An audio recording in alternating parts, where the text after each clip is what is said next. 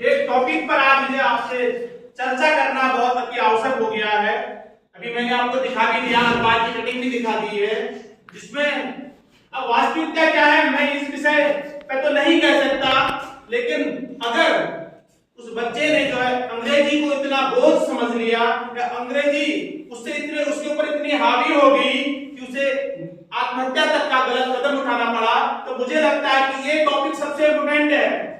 अब हो सकता है या तो उसे गाइडेंस नहीं मिल पाया या उसे अच्छा मार्गदर्शन नहीं मिल पाया, क्या ऐसे कार्य रहे तो इस विषय बहुत गहरा नहीं जा पाऊंगा रहते जब तक उस पर जो है क्लियर ना हो जाता। लेकिन मैं आपको बताना चाहता हूं कि उसमें यह दिखाया गया है कि बच्चे ने जो अंग्रेजी को बोझ समझकर, बीटेक का वो छात्र था, बीटेक प्रथम वर्ष का, और वह जो है अंग्रेजी को जो है उसका जो स्ट्रीम था, जो भाषा थी वो अंग्रेजी विषय में वहां पर टीचिंग होती होगी, तो वो उसको जो है बहुत ज्यादा टफ लग गया, जो भी रहा उसका मूल कारण क्या। लेकिन मैं अपने विषय में आपको बताना चाह रहा हूं कि प्यारे बच्चों, इन्हीं सरकारी विद्यालयों से पढ़कर आज कई बच्चे बहुत ऊंचे ऊंचे पदों में पहुंचकर उस पद की गरिमा को संभाले हुए हैं या सुशोभित किए हुए हैं।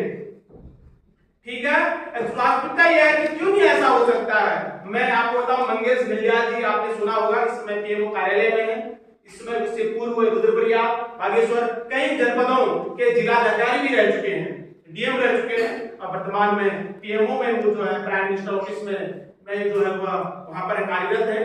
तो ऐसा नहीं है, उन्होंने भी इंग्लिश हिंदी मीडियम से ही पढ़ा है, नहीं है।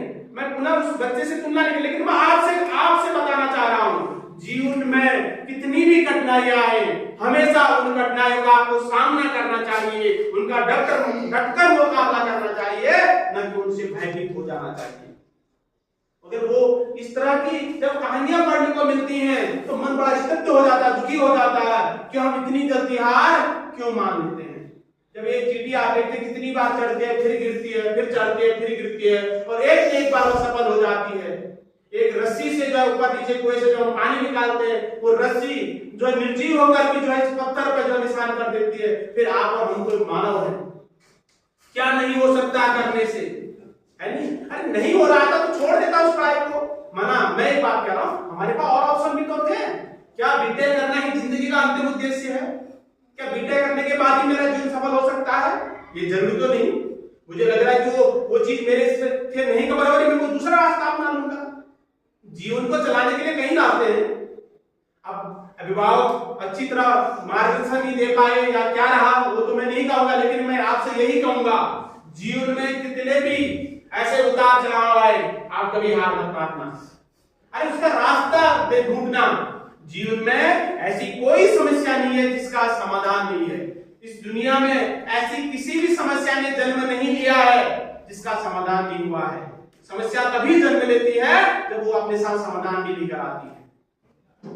तो पुनः मैं आप सभी बच्चों को जीवन में यही कहना चाहूंगा, जिंदगी में कितनी भी परेशानियां क्यों ना आ जाए, हमेशा उसका डटकर मुकाबला करना। और कई बार परेशानियां इसलिए भी आती हैं कि आपको ईश्वर चेक करता है कि आप किस कठिन परिस्थिति तक अपने जीवन के लिए संघर्ष कर सकते हो। अरे अंतिम उद्देश्य बीटेक करना थोड़ी है, माना मैं ही कह रहा हूं, नहीं आ रहा समझ में। मैंने भी टाटा सीएमसी से आपको वास्तविक बता रहा हूं, अपने पर बात कहनी नहीं चाहिए, लेकिन मैं भी बता रहा हूं, टाटा सीएमसी से मैंने भी हार्डवेयर मेटल इंजीनियरिंग कोर्स करा कंप्यूटर का। प्यारे बच्चों, मैं भी आपकी तरह हिंदी मीडियम से पढ़ा हुआ छात्र हूं, और मेरे को कुछ समझ में नहीं आता था तो टीचर बोलते थे, लेकिन मैंने हार नहीं मानी। मैंने पढ़ाई करी, मैं घर में किताबें ले गया, गूगल का सहारा लिया, यूट्यूब का सहारा लिया, और रात दिन जो है मैंने पढ़ाई की, मेहनत करी, और मैं 85% के साथ पास हुआ। मैं उसका आपको डॉक्यूमेंट दिखाऊंगा, अगली बार आपको खींच के लाऊंगा, ग्रुप में प्रेषित करूंगा उसे। पूर्णतः इंग्लिश मीडियम होता था वहां पर, और मैंने भी इंटर करके इस कोर्स को करा। 1 साल का था वो, टाटा सीएमसी से computer hardware network engineering course था 1 साल का।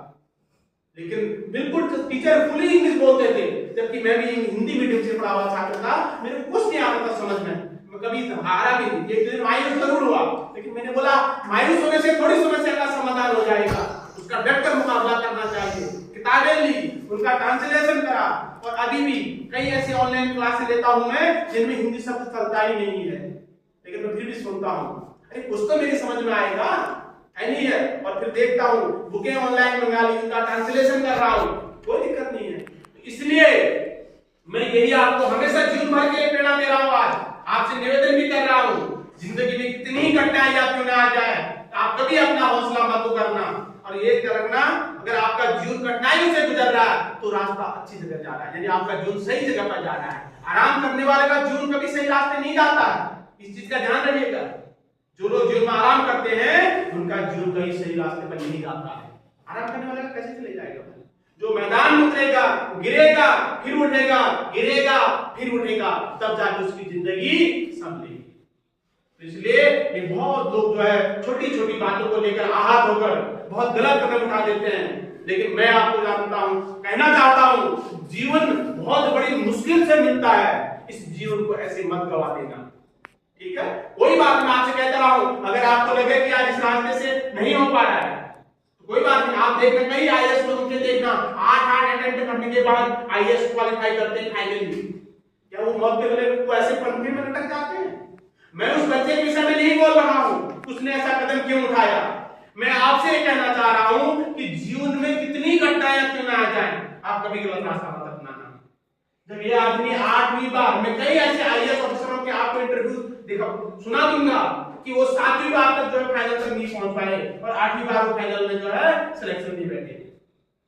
उनके माता पिता ने तो उन्हें दिल्ली पढ़ने के लिए भेजा होगा, लेकिन फिर भी उन्हें हौसला रखा, उन्होंने कहा कोई बात नहीं। अगर माना वो 8वीं बार भी फेल हो जाती है, क्या जिंदगी यही खत्म थोड़ी हो जाती है यार, कि सब आईएएस थोड़ी है हर घर में, जीवन तो सबका गुजर रहा है। आप में से सबके पापा नौकरी में थोड़ी है, कोई किसान भी होंगे, कोई मजदूरी करते होंगे, कोई कुछ करते होंगे, लेकिन जीवन तो सबका चल रहा है।